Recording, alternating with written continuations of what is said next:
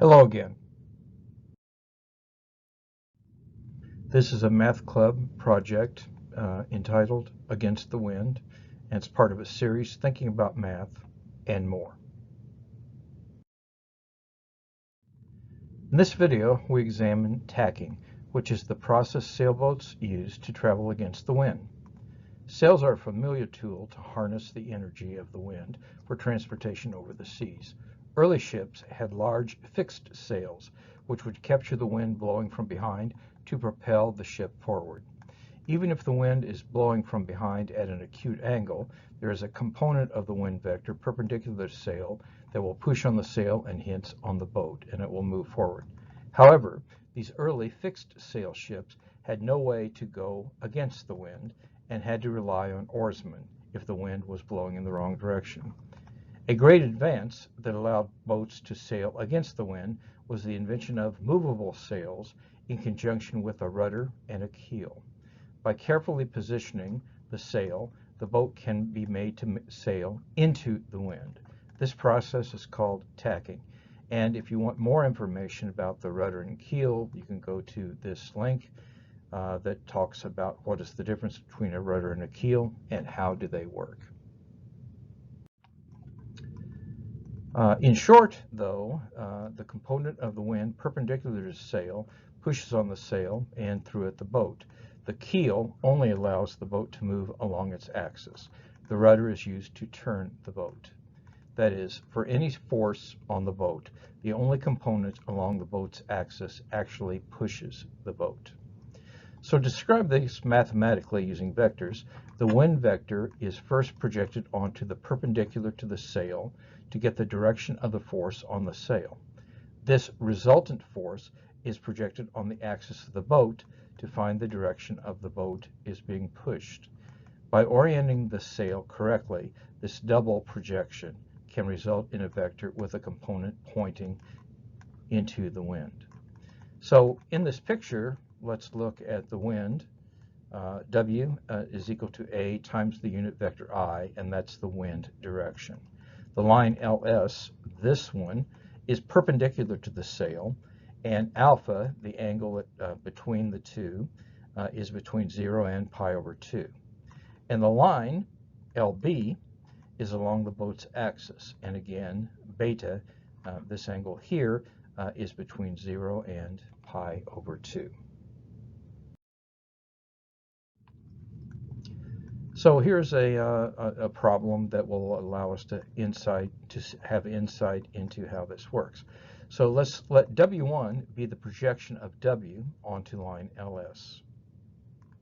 And I ask you to consider showing that W1 does not have a non-zero component in the direction opposite W.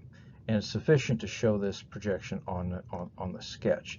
Now what this means is if you just have the wind and the sail, you are not going to be able to go in the opposite direction. But then what I want you to do is find the projection of W1, this W1, onto LB, the keel of the boat. I ask you to give an explicit formula in terms of alpha and beta, and ask what is the condition on alpha and beta that this problem has a component in the negative I direction, that is, we're going against the wind. And if you want to warm up for this, you might try the specific case alpha equal beta equal pi over 3. So I invite you to hit the pause and attempt to solve this problem. If you solved it, congratulations. If not, go ahead and enjoy the solution. Okay, so here's the vector W. This is the line LS. This is the projection W1.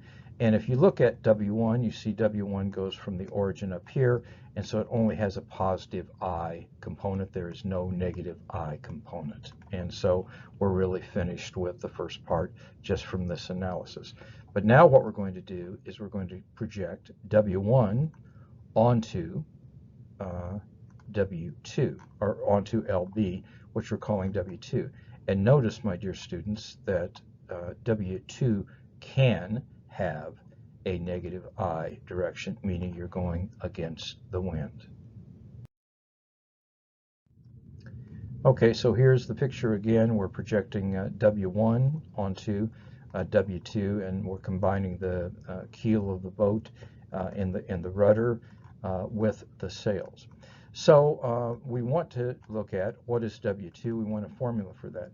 Now it is easily seen from our projection formula that W1, the magnitude of W1 is A times cosine of alpha, where this angle is alpha, and the magnitude of W2 is going to be, from this right triangle, cosine of beta times the magnitude of W1. And so when we take the product of those two, we find that the magnitude of W2 is A times cosine beta times cosine alpha. Now, since alpha and beta are both in the first quadrant, this is going to be a positive number. But then we know that the magnitude of W2 times the direction of W2, this is a unit vector in its direction, is going to be A cosine beta cosine alpha times pointy bracket cosine alpha plus beta and sine alpha plus beta. Now the component of W2 in the I direction then is going to be this magnitude times this direction.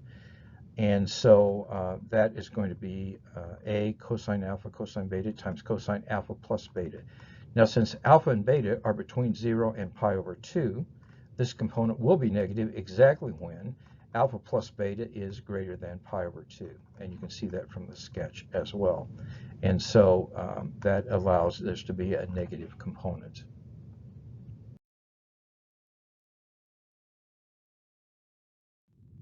In closing, time is precious. Each day must count. Do the math. It'll make you strong. Take care. Bye.